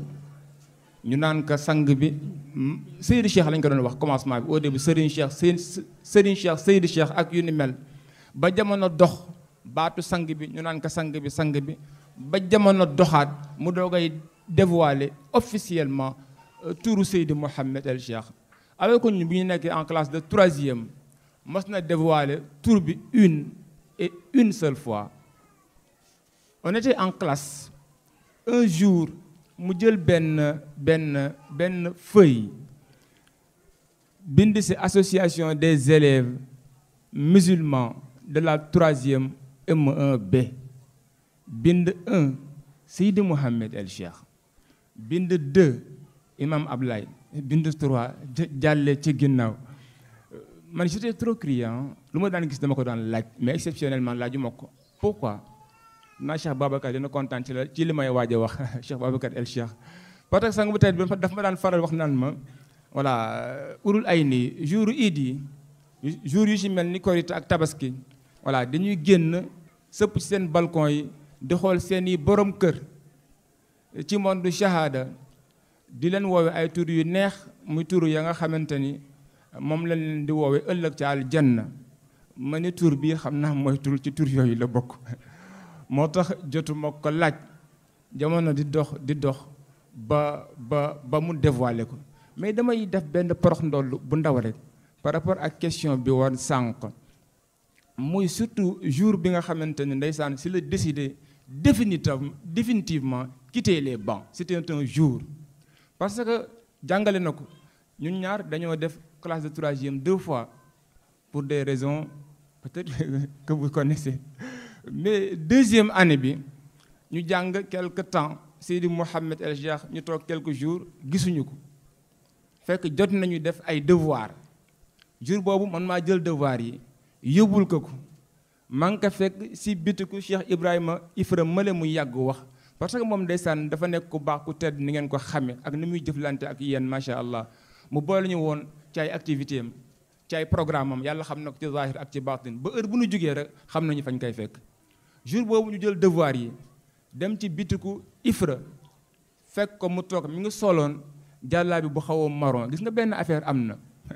xam naa du ñàkk sama mbokk jàññee ni daañu ree parfois damay xool photo Seydi Mouhamed El Cheikh yi naan ndaw laak xale laak yooyu mi gën a yàgg yi ma xool ko man personnellement kama daan gis ak kii bokkul sañuloo ni nii la tolloon waaye man kama daan gis ak photo yi bokkul dafa nekkoon toujours ku costaud am jëmm yàlla xam na ko ma fekk ko foofu jour boobu mi ngi sol benn jàlla bi bu xaw a dóomu taal ma jox ko devoir yi mu xool de très bonne note ba si yaa commencé di xotti par benn di xotti billaahi yàlla xam na ko muy xotti man ma tiit ba si yàgg nag tiitatuma ma ni peut-être waa ëhlu bureaucratie ñoo amul chance ma ni xëy na waa ëhlu bureaucratie ñoo amul chance ba ci yàgg ma yëg ni lam ma yàgg wax muy mission ba mu war a dox en 2022 moom moo jël son envol te ce sont ses propres termes wax na ko ci benn gàmm ni il n'était pas destiné à être un bureaucrate mais plutôt à un destin de missionnaire. Et Seydi Mouhamed El Cheikh, comme vous le savez, il a toujours été fidèle à son destin et à sa destinée de missionnaire universel. C'est pourquoi d'ailleurs, il n'a jamais cessé de présager et de prédire l'envergure de sa mission. Vous allez certainement convenir avec moi, chers frères et sœurs de lumière, qu'aujourd'hui, des hommes et des femmes, tous bénis, en provenance de divers horizons et à bord de différents moyens de locomotion, convergent et rallient Médina Cheikh, cette prestigieuse université de Mawlaay Cheikh Ahmed Tijani, pour apprendre à lire et à écrire des lettres en lumière, conformément au verset 27 de la sourate 22 wa adin fi nnaasi bil hajji ya'tuuka rijal wa ala kulli damirin ya'tina min kulli fajjin amiq, et fait aux gens une annonce pour le hajj. Ils viendront vers toi à pied et aussi sur toute monture venant de tout chemin éloigné, car, excusez-moi de la redondance, dans cette cour royale, les cours enseignés relèvent de la congrégation des agrégés et des aristocrates du ciel, d'où la question de la place du pouvoir dans l'aristocratie céleste. La place du pouvoir dans l'aristocratie céleste. Mes chers amis doctorants, ça pouvait faire l'objet d'un projet, voire une thèse de doctorat et sciences des Lumières, mais seulement il faut impérativement avoir Seydi Mouhamed El Cheikh comme directeur de thèse pour pouvoir prétendre avoir une mention honorable lors de la délibération du jury. Je termine par dire que Seydi Mouhamed El Cheikh, chers frères et sœurs de lumière, il était quelqu'un très respecté par ses camarades de classe, très respecté aussi par ses professeurs, surtout celui d'espagnol et celui d'histoire et géographie. Même si, bien vrai que l'on sait que Seydi Mouhamed El Cheikh n'a qu'un seul et unique maître, Mawlaay Cheikh Ahmed Tijani, devant la grandeur de qui il ne cesse de manifester une admiration inconditionnelle, voire impressionnante. En témoigne d'ailleurs une grande métaphore. Lorsque Seydi Mouhamed El Cheikh dit quand je pense à Mawlaay Cheikh Ahmed Tijani, lorsque je pense, comment il le dit encore, Quand je pense à vous, c'est comme si j'étais dans un avion qui survole le paradis pour décorer le décor. Cuando pienso en ti, es como si estuviera en un avión sobrevolando el paraíso. When I think of you, it's like I'm on a plane flying over paradise. عندما أفكر فيك يبدو الأمر وكأنني علامة طائرة تحلق فوق الجنة.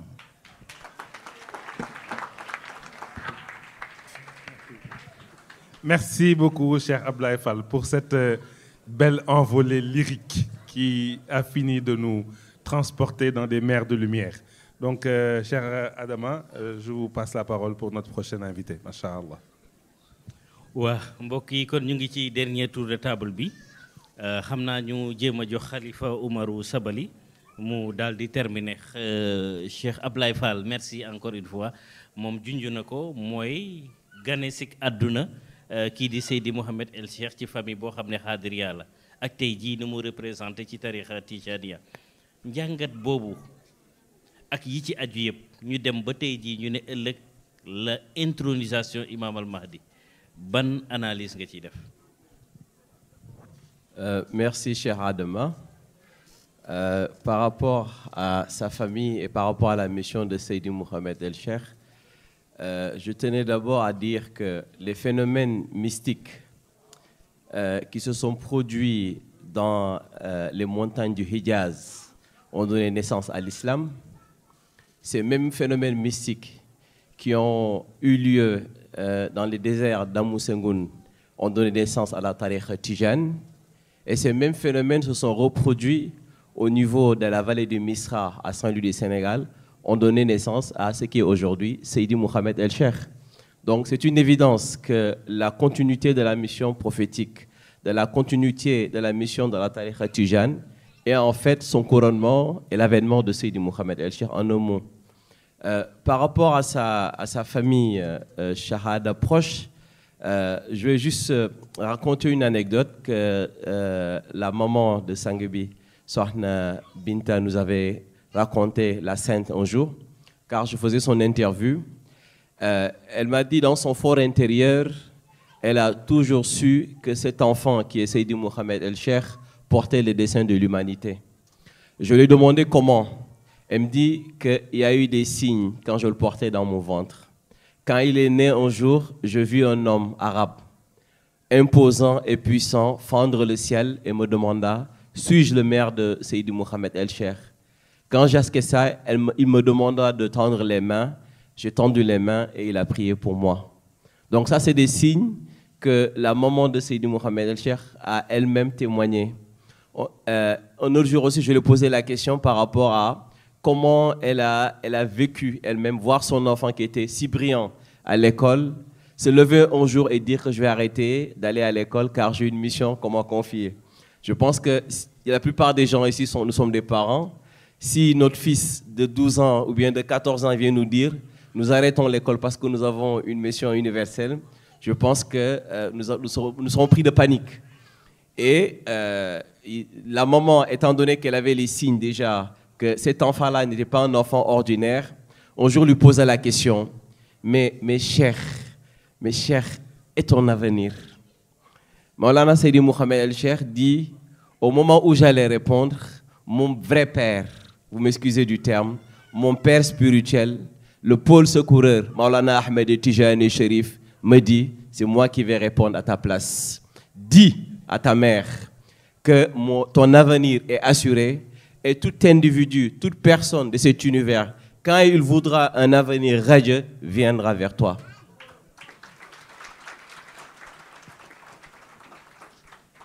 Donc, certes,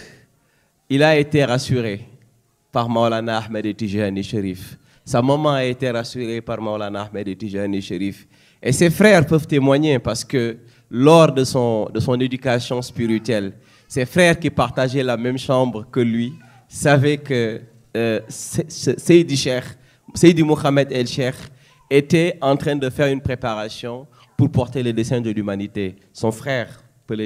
peuvent le témoigner, car à maintes reprises, ils ont vu des phénomènes. mystique dans la chambre où ils étaient avec Seydi Mohamed El Cheikh. À la fin, ils avaient décidé de ne plus partager la même chambre que lui. Un jour, un de ses frères m'a raconté du soir, il dit, il était en train de prier debout. À un moment donné, il est sorti dans la chambre, il est allé dans la cour. J'étais en train de dormir et j'ai vu de mes propres yeux Serigne Babacar Sy radiyallahu anhu. Au Sénégal, Serigne Babacar Sy est un pôle aussi qui a mené la mission de la Tariqa Tijane pendant de nombreuses années. Il est très connu ici. Il me dit que Serigne Babacar me tapota,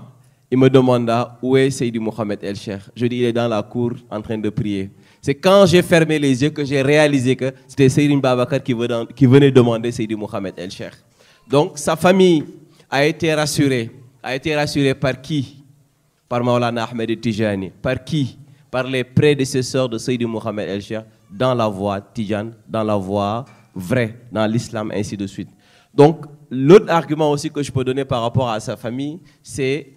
dans toutes les familles où ce qu'on appelle un pôle, un artab est sorti, c'est des familles khadr.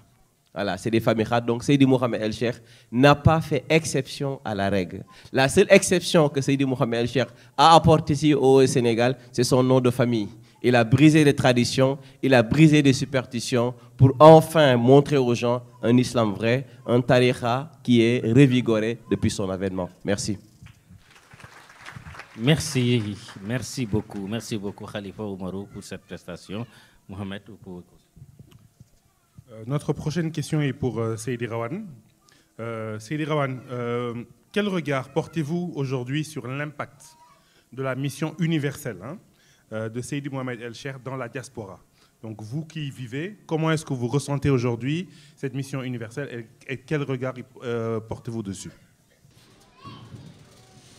waaw macha allah nga mission bi ni nga sang bi di waxee di mission koy wala muy mission boo xam ne mission quartier waaw kii ñuy laajte ne moom la wala du moom lu ñu xool rek li fi ñëw ci mbooloo jógee ci continent bu nekk nañu xool loolu rek maanaam doy na li nga xam ni firnde la mais gëm nañu mission koñ wala mission quartier la waaye mission universelle la waaye ci mission universelle du nit ñi rek waaw du nit ñi rek ak yeneen ñu bokkal univers nekk ci yeneen monde yi nga xam ne ñu nekk ci ñoom ñëpp ñu ngi ci biir waaye du mission Sénégal rek jëm Sénégal rek mission la ba nga xam ni diaspora bi tam na ci bopp mooy ñi nga xam ni mbokk yi nga xam ni ñun ñi ci la ñu jógee nekk à l'extérieur du Sénégal comme ni ma wax léegi y a nos amis maliens qui sont là ils étaient là aussi pendant le Mawlud, ils étaient présents. Je rappelle juste que la frontière du Mali est fermée. Moi, frontière de tout le Sénégal et Mali à cause des comment ça s'appelle des sanctions, restrictions de la CEDEAO. Malgré ça, ils ont fait un détour de je ne sais pas combien de kilomètres pour venir être présents ici. Et il y a d'autres aussi nationalités qui sont là. Donc, pour parler de la diaspora, je pense que toute la diaspora est présente. Et diaspora bi itam maanaam am na li nga xam ni maanaam mën nañu teg seen loxo xam nga y a ce qu'on appelle les enseignements du Mahdi. Les enseignements du Mahdi Mahdi teaching lañ koy wax ci anglais ak yeneen yi am na sax en italien ak bientôt en arabe nekk na li nga xam ni ñun bu ñu xoolee fii ay mën na ni Sénégalais yi ñoo ko bay mais enseignement du Mahdi da nga fay fekk naar da nga fay fekk ñi nga xam ne ay arabe lañ fekk fa ñi nga xam ni continent africain lañ dëkk fekk fa ñi nga xam ne yeneen continent yi lañ dëkk asiatique ak yooyu noonu ñu ci am ay institution yoo xam ne yu am solo la waaw critique nag moom mooy li nga xam ne moom moo di gën a yomb ci àdduna bi waaye ruux yi nga xam ne maanaam xiif nañu lumière bu ñu déggee kàddu rek dina xam ne loolu dafa am benn mbokk boo xam ne bi ngi ci jotaay bi sax toog daf ma toog fàttali mu envoyé ma benn message bi benn extrait maanaam veewu El Hadj Malick mi ngi wax أزكى صلاة وتسليم على قبل من نوره نيل ما نلنا من أنواع ما يتوب جانب لول بتياك ما نبي من نوره نيل ما نلنا من أنواع من كمل لول سنة parce que moom mooy source bi nga xam ne lumière bi nga xam képp ku am leer ci àdduna moom ci moom la waaw ma ni loolu noonu boo seetloo bindu mag yi nga koy lire dañuy lire ba caag di wax mais mag bi yeneen ci leen di tàgg wala moo la chef la ñu tàgg wala sant bi leen di tàgg ak yooyu noonu li wane ne maanaam loolu dafa foor waaw loolu dafa foor ni li loolu yonent moom doon la yonent bi ba pare doon Mawlaay Cheikh Ahmed Tidiane te dañu yónnee itam yonent bi yónni Mawlaay Cheikh parce que dama dem fee ñëw fekk fa ay taalibe Mawlaay Cheikh yoo xam ñu ngi jógee Indonésie sër la ñuy woddoo comme suñu jigéen Sénégal yi ñu ngi woddoo ñoom sër la ñuy woddoo ñu ko mu ñëw mu nekk li nga xam ne du ma marqué la gis ni ñu toggee ni ñuy situé ak ni ñu soppee situé ak ni ñu fay déwi nga xool Indonésie ni mu sori waaw gis ko ñu wax ko ñu xam ne sër la ñuy sol waaw sër la ñuy tàkk pour ñëw ci loolu la waaw waaye mu doon sang bi itam li nga xam ne lu am solo la mooy man bu may wax bi ma gën a yéem ci moom mooy capacité bi nga xam ne am na ko moom pour ku ko jegee fële nga bëgg yàlla ba pare duñ ko jaar maanaam boo xoolee ku ne da ngay xool maanaam dëgg sang bi li ñu lay wax maanaam mi nangu ci yow ak ngeen baal ma ci kàddu gi nga bëgg wala bëgg da ngay xool quelques années avant ngay xam sang bi xool sa bopp maintenant nga xool ñaata temps nga daan consacré sa bopp pour jaamu yàlla xool léegi ñaata temps ngay consacré pour jaamu yàlla léegi nag jaamu yàlla bu nangu ñun loolu mënuñu ko waaye daal nga def te dama dégg góor ñi di wax ne bu bëggee xam yàlla nan la toll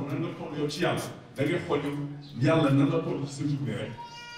boo ko xoolee nga xam ne yàlla moom ñu leen ko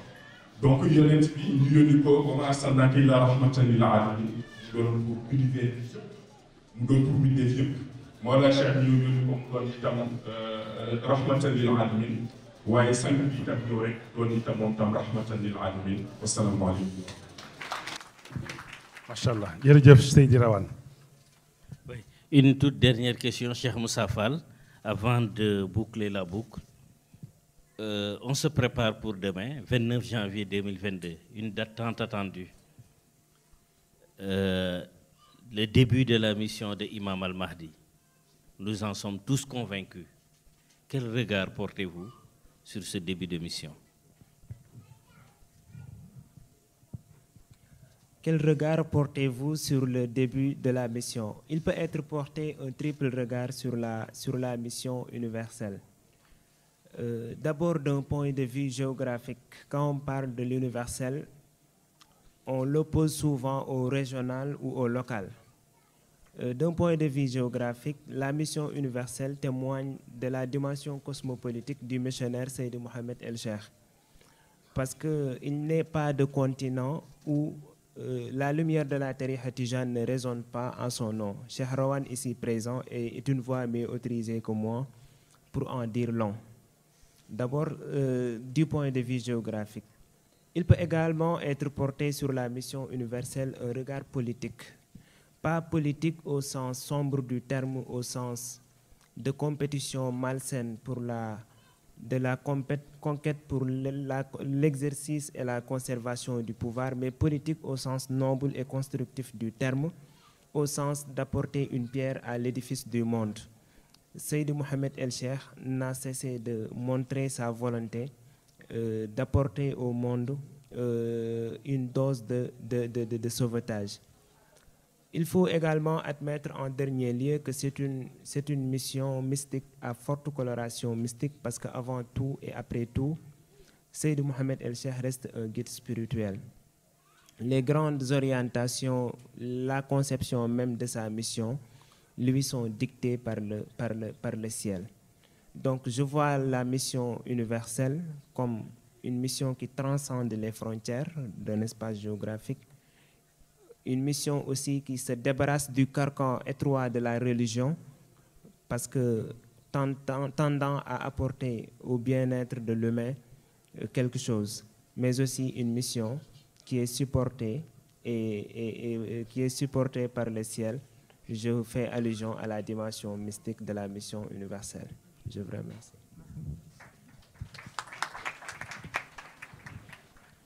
Merci beaucoup, Cheikh Moussa, pour cette très belle réponse. Suñu mbokk yi tedd yi, donc nous arrivons au terme de cette table ronde. Donc ñi remercier suñu panélistes yi ci participer yépp pour seen réponse yu amul morom yi. Ku ci nekk ci ñoom abordé na benn facette, benn dimension, abordé na benn volet ci li mu jot a ñam ci li mu dund ak sang bi wala ci lim ci xam. te loolu mu doon rek loo xam ne dañu cof rek dañu brosser ndaxte mbir mi riche na ba mënuñu daj lépp rek ci benn tour de table en quelques heures moo tax daal ñuy ñëw di remercier ñëpp di ñaanal mbokk yëpp guddi jàmm ndaxte suba mooy bis bu mag bi tey dañu doon tijji rek ñu bàyyi ñëpp ñu noppalu ndaxte ñëpp duñu tukki ñëw tey te suba mooy bis bu mag bi di ñu xaar suba mooy le 29